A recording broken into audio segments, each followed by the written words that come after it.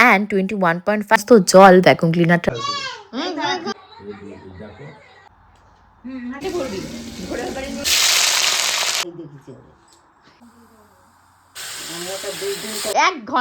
প্রত্যেকদিন সকালবেলা উঠে আমি একটা কাজ করার ভীষণ চেষ্টা করি, সেটা হলো ভগবানের নামে একমালা হরে কৃষ্ণ নাম জপ উৎসর্গ করার। আজকেও তার অন্যথা নয়, হরে কৃষ্ণ নাম জপ করে তাড়াতাড়ি করে লিটিল গোল্ডের জন্য সুজি বসিয়েছি। ঘুম থেকে উঠে লিটিল গোল্ডের মুখের এই হাসিটা দেখলে আমার যে এত ভালো লাগে, মনে হয় সত্যি দিনটা খুব ভালো যাবে। আর দেখতে দেখতে মেয়েটা দেখো কতটা বড় হয়ে গেছে। তো আজকে কিন্তু লিটিল গোল্ডের সাথে সারাটা দিন কিভাবে কাটালাম সেটা তো দেখাবোই, তার পাশাপাশি বাপের বাড়িতে আজকে মা কি এমন রান্না করলো যেটা কিনে পাঠালো তোমাদের লিটিল গোল্ডের বাবা, সব মিলিয়ে আজকে ব্লগটাকে সাজিয়েছি। হোপফুলি তোমাদের ভীষণ ভালো লাগবে। হ্যালো মাই লাভলি ভিউয়ার্স, আমি Priyanka and welcome to my channel Priyanka's time story. যারা পেজ থেকে দেখছো অবশ্যই কিন্তু ফলো করতে ভুলো না।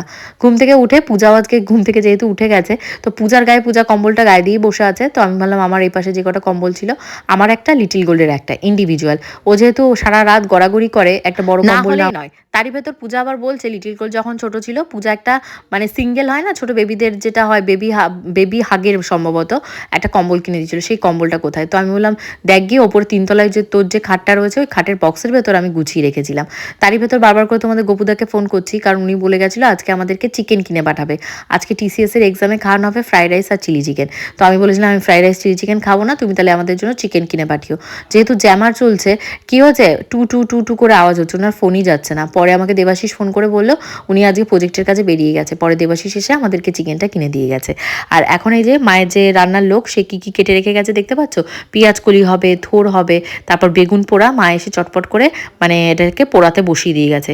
পিয়ারা যেহেতু এখানে আসছে না বা জামা কাপড় কাচতে, তো প্রত্যেক দিনই আমি যেহেতু রেগুলার জামা কাপড় হচ্ছে সেগুলো ওয়াশিং মেশিনে দিই না, আমি নিজে হাতে ছাদে বসে কেচে ওখানে মেলে, আর যে জামা কাপড়গুলো মেলা থাকে সেগুলোকে ভাঁজ করে নিয়ে লিটিল গোলকে স্নান করিয়ে নিয়ে তারপরে একবারে আমি নামতে নামতেই দেখি মায়ের রান্নাবান্না অলমোস্ট কমপ্লিট হয়ে যায়। বাট আমি কি করি, ঘরটরগুলো একটু গুছিয়ে রাখার চেষ্টা করি, যেহেতু মাও ভিডিও বানায় আমিও ভিডিও বানাই, আর তোমরাও সবাই কমেন্ট করে বলো ঘর বাড়ি গুছিয়ে রাখতে ভালো হয়। ঘর যখন সাজাই তখন এটা ওটা কিনে চটপট ঘর সুন্দর করে সাজিয়ে নিই, বাট যখন ক্লিনিং এর ব্যাপার আসে তখন তো আমার কান্নাই পেয়ে যায়। তখন আমার শুধু মনে হয় কাশ একটা রোবট আমার কাছে থাকতো, সেটা আমার সমস্ত কাজ ইজি করে দিত। বাট হ্যাঁ, এই মুহূর্তে রোবট আমার প্রয়োজন নেই, কারণ আমি কিনে নিয়েছি 11S wet and dry vacuum cleaner, যেটা আমার কাজ অনেকটা সহজ করে দিয়েছে। আজকে হলো সেই বিশেষ দিন যেদিন আমি উইকে একবার করে ঘর ডিপ ক্লিনিং করি, অ্যান্ড ক্লিনটা যাতে সুন্দর হয় অ্যান্ড টাইম সেভ হয় তার জন্য কিন্তু আমি এই ভ্যাকুয়াম ক্লিনারটাকে কিনে নিয়েছি। এটাতে আছে 1600 ওয়াটের অ্যান্ড 21.5 kPa সাকশন পাওয়ার, যেটা ডার্টটা ইজিলি ক্লিন করে দেয়। এটা ট্যাঙ্ক ক্যাপাসিটি 21 লিটার এবং দেখো 360 ডিগ্রি সুইবেল, মানে যেমন চাইবে সেরকমই এটা ঘুরে যাবে। তার পাশাপাশি রয়েছে 5 মিটার লং পাওয়ার কর্ড, তাই এটা যে জায়গায় হাত পৌঁছায় না সেই জায়গাগুলোকে খুব সুন্দর করে যেমন ক্লিন করতে পারবে, তার পাশাপাশি ক্লিনিংয়ের টাইমে ভ্যাকুয়াম ক্লিনারটাকে নিজের রিকোয়ারমেন্ট মতো মুভও করাতে পারবে। দেখো কি সুন্দরভাবে সমস্ত ডার্ট ক্লিন হয়ে যাচ্ছে। এটা কিন্তু ড্রাই এবং ওয়েট, আমি দুইভাবেই ক্লিনটা করে তোমাদেরকে দেখাচ্ছি। এটা যেহেতু টুইন ওয়ান ভ্যাকুয়াম ক্লিনার, তাই এটা দিয়ে ড্রাই এবং ওয়েট দুভাবেই কিন্তু তোমরা ঘরবাড়ি পরিষ্কার করতে পারবে। আর এটার ব্লোয়ার ফাংশনটা কিন্তু হেল্প করবে সমস্ত ট্রিকি এরিয়া ডাস্ট পার্টিকেলগুলোকে সুন্দরভাবে ক্লিন করার জন্য। চলো এবার দেখে নেওয়া যাক এই ভ্যাকুয়াম ক্লিনারটার সাথে কি কি জিনিস এসছে। এটা হচ্ছে hose pipe, extendable tube, multipurpose brush, এটা রয়েছে ফ্লোর ব্রাশ, অ্যাবজর্বিং ব্রাশ, একটা ডাস্ট ব্যাগ। এই যে ডাস্ট ব্যাগটা এটা কিন্তু ওয়াশেবল এবং এটার ক্যাপাসিটি 3 লিটারের। দেখতে পাচ্ছ ঘরবাড়ি পরিষ্কার করে আজকে কত ময়লা আমি বের করেছি, সুন্দর করে ধুয়ে রেখে দিলেই এটা কিন্তু ড্রাই হয়ে যাবে। এবার তোমাদেরকে দেখাই ড্রাই ক্লিনিং কি করে তোমরা করবে। ফার্স্টেই আমি নিয়ে নিয়েছি ফ্লোর ব্রাশ। এই ব্রাশটার সাহায্যে আমি এখন এই নোংরা কার্পেটটাকে ক্লিন করব। তোমাদের ছোট লিটিল গোল্ড মুড়িগুলোকে দেখো কিভাবে ছড়িয়ে রেখেছে, এখন চটপট করে এটাকে ক্লিন করে নেব। দেখো কি সুন্দর এই ভ্যাকুয়াম ক্লিনারটার সাহায্যে ক্লিন হয়ে গেল। এদিকে এসে দেখি কিছুটা জল পড়ে আছে, তাড়াতাড়ি করে ওয়েট ব্রাশটা থেকে তোমাদেরকে চলো দেখায় কিভাবে এটা সুন্দর করে ক্লিন হয়ে যাবে। দেখতে পাচ্ছ ম্যাজিকের মতন সমস্ত জল ভ্যাকুয়াম ক্লিনারটার ভেতর ঢুকে গেছে, আর কত কম টাইমের ভেতর আমি ঘর বাড়ি এত সুন্দর ক্লিন করে ফেলতে পারছি। গল্প করতে করতে দেখো আমার সব থেকে বড় কাজ যেটা ছিল সেটা হলো ঘর বাড়ি ক্লিনিং, সেটা কমপ্লিট হয়ে গেছে। তারপরে আমি ভ্যাকুয়াম ক্লিনারটাকেও সুন্দর করে ক্লিন করে নিয়েছি, আর তোমাদের জন্য লিঙ্কটা কিন্তু আমি ডিসক্রিপশন বক্সে দিয়ে দিলাম, ওখান থেকে কিন্তু সবাই অবশ্যই চেক করে নিও। এখন আমি একটু রেস্ট নেব, বাট তোমরা কিন্তু ব্লগটা এনজয় করো। আমি যেদিনকে প্রথম এসেছিলাম পূজার বিয়ে উপলক্ষে, সেদিনই মা একটা হরলিক্স নিয়ে এসেছিল, কারণ ওই বাড়ি হরলিক্সটা শেষ হয়ে গেছে, মা ভিডিওতে দেখেছিল। তো তো এখন ছাদে এসেছি মাংস ধোয়ার জন্য, মানে বেলা 1টার সময় এখন মাংস এসেছে, তোমাদের গপুদাকে বলে বলে তারপর দেবাশিস দিয়ে গেছে। এখানে বলছে 1 কেজি 1.5 কেজি মতন আছে। দেখি কোথায় চিকেন, এটা চিকেন মটন নয়। মা চুনো মাছটা জলে ফুটিয়েছে এসে, আর এখন চিকেনটা ধুয়ে মাকে দিয়ে দিলে ব্যাস। তো চলো চিকেনটাকে এখন ধুয়ে নিই চটপট করে। মোটামুটি বড় বড় সাইজই করে নিয়ে এসছি।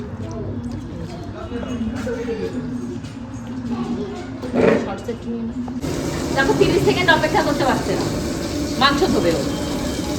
কারণ তারা আমি জামা কাপড় অল্প কটা, আমি আজকে বেশি জামা কাপড় না, 3-4টে জামা কাপড় আর কিছু প্যান্ট, ওই কটারে ছাদের মধ্যে ধুয়ে রাখি। তোর বাকি জামা কাপড় কি করবি? নাইটে হাউস কোটটারও প্যাকেটে ভরবি, ভরে বাড়ি নিয়ে গিয়ে সুগান্ধিকে দিবি। কাঁথা কাপড় সব প্রত্যেক দিন কাছে গামছা শেষ করে। মাছটা তো কবে পেতেছিলে? কালকে পরশু দিন পেতে। 3 দিন অন্তর অন্তর বা 8 ঘন্টা অন্তর অন্তর পাল্টাবি। হয়ে গেছে, জল হয়ে গেছে।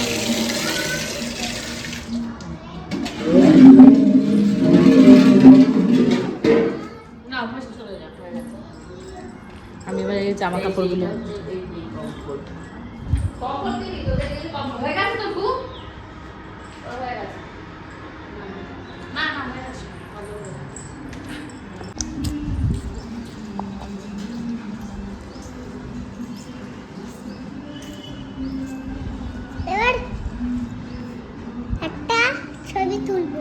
আচ্ছা। 1 ঘন্টা আমি ওপর থেকে নেমেছি, চুলের সাইজই হচ্ছে না, মোটে সাইজই করতে পারছি না কি কিন্তু এটা ছাড়িয়ে দিয়েছি। জট ছেড়ে গেছে। ক্রিমটা মুখে মাখিয়ে দাও, মুখে ক্র্যাক ধরে যাবে। আর এই হলো চিকেনের তোমার ইয়েটা। বাপের বাড়ি আসাতে আমার একটা কাজ থেকে রিলিফ হয়েছে, সেটা হলো রান্নাবান্না। এই রান্নাবান্নার আর কোনো ব্যাপারে আমাকে নাক গলাতে হয় না বা ইন্টারফেয়ার করতে হয় না, সবটাই রেডি করা থাকে। তো মা এখানটায় চিকেনটা হলো কষানোর জন্য রেডি করছে। এর মিক্সার ব্লেন্ডারের ভেতর আমি কয়েক পিস আলমন্ড বাদামও দিয়ে দিয়েছিলাম। আর আমি ভেবেছিলাম এটা একটু কোরমা স্টাইলে হবে, বাট মা যেহেতু চিকেনে মিষ্টি পছন্দ করে না, তো মা আর মিষ্টিটা দেয়নি। মিষ্টিটা দিলে আজকে যে চিকেনটা রান্না করেছে না, আরও সুন্দর খেতে হতো। তো এখানে দেখতেই পাচ্ছ সমস্ত মশলা সুন্দর করে ভাজা ভাজা করে নিচ্ছে। আর এর ভেতরেই আমি যে চিকেনটা উপরে ধুয়েছিলাম, সেই চিকেনটা মায়ের ভেতরে দেবে। তা আমার হট করে আবার মনে পড়লো যে মা ফ্রিজে তো টক দই রয়েছে, তাহলে টক দই একটু ফেটিয়ে দিলে কেমন হয়। তো মা জানো তো যে চিকেনের ঝোলটা রান্না করে ভীষণই পাতলা, ট্যালটেলে যেটা বলে না চিকেনের ঝোল, মানে দেশীয় স্টাইলে, ঠিক এক্স্যাক্টলি ওই রকমই হয়। আর খেতেও প্রচণ্ড সুস্বাদু হয়। বাট জানি না আমার কেন ক্রেভিং হচ্ছিল একটু কোরমা স্টাইলে গ্রেভি চিকেন খেতে। কষা ঠিক নয়, গ্রেভি কোরমা টাইপের, একটু মিষ্টি মিষ্টি। তো মা আর মিষ্টি দেয়নি, কী করবো কি জানে। খাওয়ার সময় তোমাদেরকে বলছি খেয়ে কেমন হয়েছে। আর এখন স্বর্ণজিৎ চলে এসছে, পূজাকে নিয়ে যাবে, যেহেতু ওদের বললাম না যে দিরাগমনে ওদের কী কী নিয়ম রয়েছে। একদিন বাবাকে নিয়ে আসবে, একদিন আবার স্বর্ণজিৎ এসে এখান থেকে নিয়ে যাবে। তাহলে ওদের যেটা হয় না দিরাগমন না, বিয়ের সময় যে গাঁটছড়া হয়, গাঁটছড়াটা মানে পরিপূর্ণভাবে খোলা যাবে। এবার ইন্ডিভিজুয়ালি ওরা আসা যাওয়া করতে পারবে। আর নাহলে এরকম হচ্ছিলো পূজাকে কারোর সাথে সাথে যেতে হবে। আর বিয়ের যেহেতু একটা বছর সবটাই মানতে হয়, আমার বিয়ের সময় আমি প্রচণ্ড মাত্রায় মেনেছিলাম, যেহেতু আমি শ্বশুরবাড়িতে যা যা ফলো করতাম রিচুয়ালস। আর আমার যেহেতু সাহার সাথে সাহার বিয়ে হয়েছে, আমাদের অতটা অসুবিধা হয়নি, মানে সব রিচুয়ালস অলমোস্ট একই ছিল। তো এবার স্বর্ণজিৎ খাবে না বলছিল, তারপর আমি বলেছি এই না খেয়ে যাওয়া যাবে না। ওপরে যখন মাংস ধুচ্ছিলাম, তারপর মাও বকা দিয়েছে, দেওয়ার পর তারপর ওরা সবাই মিলে খাওয়া দাওয়া করেছে। বাবা যেহেতু চিকেন খাবে না, তো বাবার জন্য চুনো মাছ রান্না করেছে। আর বলো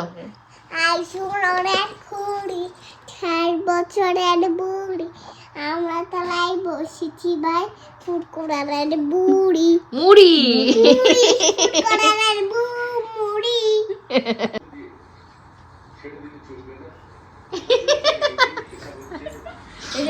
টাটা করে দাও, ইয়ে করো, নমস্কার করে দাও। টাটা টাটা, যা গেটটা আটকে দিয়ে। আচ্ছা ঠিক আছে, আন্টিকে খুলে দিয়ে যা।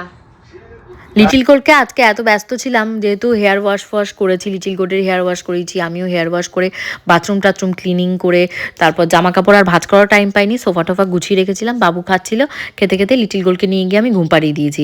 এবার ঘুম টুম পাড়ানোর পর আমিও একটু শুয়ে চোখটা লেগে এসছে, মানে সারাদিন ছোটাছুটি করেছি। তারপর দেখি মা চলে এসছে, মা আজকে দোকান থেকে তাড়াতাড়ি চলে এসছে।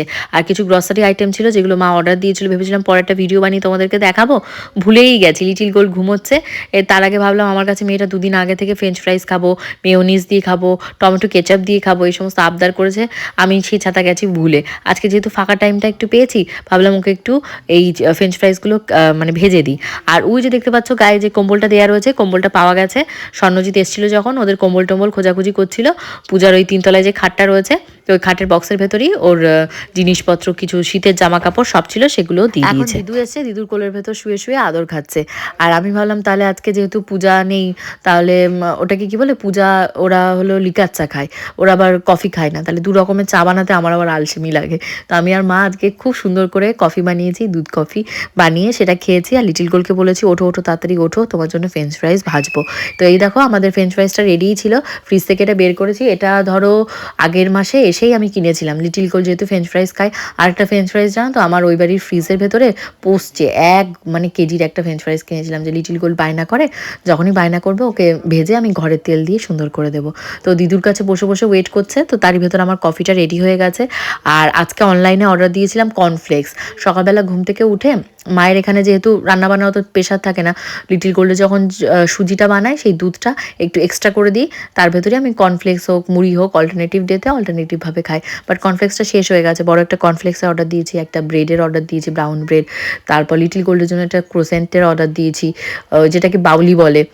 আর তার সাথে কুরকুরে, ওই আগের দিন দেখছিলেন না পূজা তত্ত্বের থেকে রেখেছিলাম একটা সেই হালকা কুচি কলাপাতা কালারের কুরকুরে, ওই কুরকুরের টেস্টটা আমার যে এত ভালো লাগে, কেউ যদি ট্রাই করে না থাকো ওটা ট্রাই করো, ওই ফ্লেভারটা খুব ভালো লাগে। তো কফি, তার সাথে কুরকুরে, আর লিটিল গোলকে ফ্রেঞ্চ ফ্রাইজগুলো ভেজে দিয়েছিলাম, ও সেগুলো খাচ্ছে বসে বসে, আর আমাকে আর ও দিদুকে ভেঙাচ্ছে।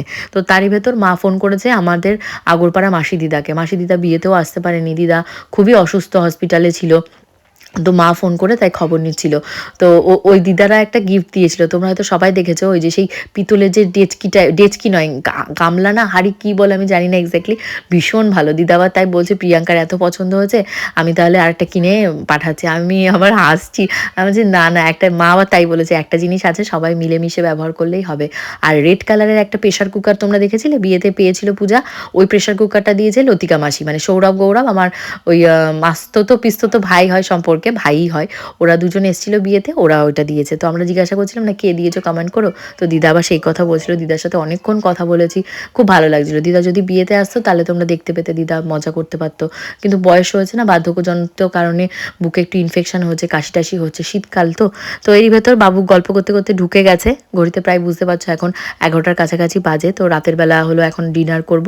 মার এই যে চুনো মাছ, তার সাথে যে চিকেন কষা করেছিল, সেই চিকেন কষা, পেঁয়াজকলি ভাজা করেছিল, তারপর বেগুনের ভর্তা করেছিল। আমি দুপুরবেলা আর বেগুনের ভর্তা খাইনি, বাবুর জন্য যে বেগুনের ভর্তা রেখেছিল ওখান থেকেই কিছুটা নিয়ে আমি ভাত মেখে খেয়ে নিয়েছিলাম। আজকে চাটনিটা ভীষণ মিস করছিলাম, মা ফ্রিজ থেকে চাটনিটা বের করতেই ভুলে গেছে। তারপর তোমাদের গোপুদাকে ফোন করলো যে আসো গোপাল, চিকেন রান্না করেছি খাও। তো তোমাদের গোপুদা একটু ব্যস্ত, তার জন্য আর আসে। শীতের জামা কাপড় বলতে আমি সেইভাবে কোনো ড্রেসই আনিনি বলতে গেলে, ওই দুটো যে দেখতে পাচ্ছ জ্যাকেটের মতন পরছি, ওই দুটো এখানেই ছিল। আর লিটিল গোল্ডের একটাও শীতের জামা এখানে সেরকম নেই, যেহেতু ওর শীতের জামা কাপড় যেগুলো ওপরে রয়েছে সেগুলো হলো ওর অন্নপ্রাশনের টাইমে, মানে 3 বছরের বয়সে ও এখন পরতে পারবে না। তো ওই বাড়ি থেকে না গেলে জামা কাপড় আনা যাচ্ছে না লিটিল গোলকে, ওই একটা কোনোভাবে পুরনো জামা কাপড় পরিয়ে তো রাখা যায় না, তাই নতুন যে সমস্ত স্কার্ট বা টপ বা সেটগুলো রয়েছে সেগুলো সব পরিয়ে ফেলছি, কারণ দেখতে দেখতে মেয়ে বড় হয়ে যাচ্ছে, লম্বা হয়ে যাচ্ছে। তো কালকে যে জুতোটা পূজার শ্বশুরবাড়ি থেকে তত্ত্বে এসছে সাদা কালারের, হোয়াইট কালারের, তো সেটা যখন আমি কিনেছিলাম তখন পায়ে অনেকখানি ঢল খোলা ছিল, মানে এই 1 মাসের ভেতর দেখি কি পায়ে অলমোস্ট টাইট হয়ে যাচ্ছে। তো এখন রাতে শুতে যাব বলে একটু স্কিন কেয়ার করছি। দুপুরবেলা যেহেতু মুখে ফেস প্যাকটা ইউজ করেছিলাম, আর এখন অ্যাপ্লাই করে নিচ্ছি সেরাম, তার উপরে ব্যবহার করছি আমার যে সেটাফিল ময়শ্চারাইজারটা রয়েছে, ময়শ্চারাইজার। জানি না হুট করে স্কিনে, মানে উইন্টারের জন্য কি ওয়েদার চেঞ্জ হচ্ছে কি হরমোনাল চেঞ্জ আমি জানি না, আমার মুখে দেখছি একনে গজাচ্ছে, মানে ভালো রকমেরই একনে গজাচ্ছে, একটা দুটো করে রেডিশ হচ্ছে, অনেকটা জায়গা নিয়ে হচ্ছে, আর প্রচণ্ড মাত্রায় ব্যথা।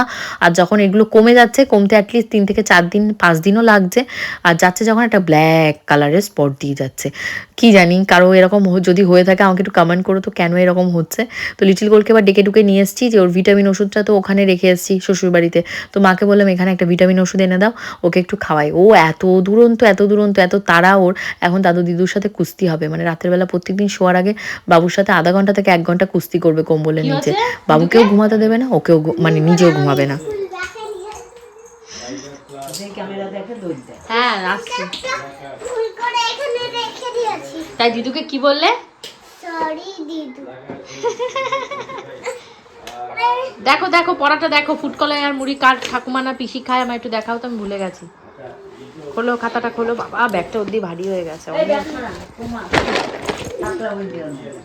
আরে দিদুর চশমাটাও ভেঙে যাবে এর সাথে।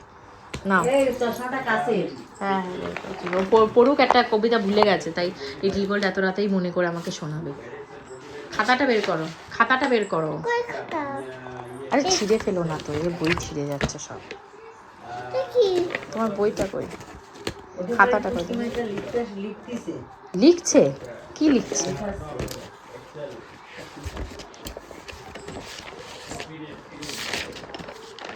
এই যে কিসের তারা দেখছি, বোনের তার, আই আই তু তু, তাঁতির বাড়ি, মৌমাছি নাই তো, প্রজাপতি প্রজাপতি, আরে ফুটকড়ার মুড়ি কই গেল? বাপুরাম সাপুরে, লেখাপড়া, মুড়ি কই গেল? রায়চরণের খুড়ি, রাইচনের খুড়ি, তারপর 4 বছরের বুট আর তালাই বসেছি ভাই ফুটকড়ার বুড়ি। Yes very good. এবার সবাইকে একটু গুড নাইট বলে দাও। আবার বলবো। আবার বলবে? তা বলো। কি বলবো? রায়চরণের খুড়ি 4 বছরের বুড়ি, আমরা তালাই বসেছি ভাই ফুটকড়ার বুড়ি। মুড়ি। মুড়ি। আচ্ছা সবাইকে বলে দাও বন্ধুগণ, এখন কি এখন শোয়ার সময়। মানে এখন কি শোয়ার সময়। মানে এখন কি বলতে হবে?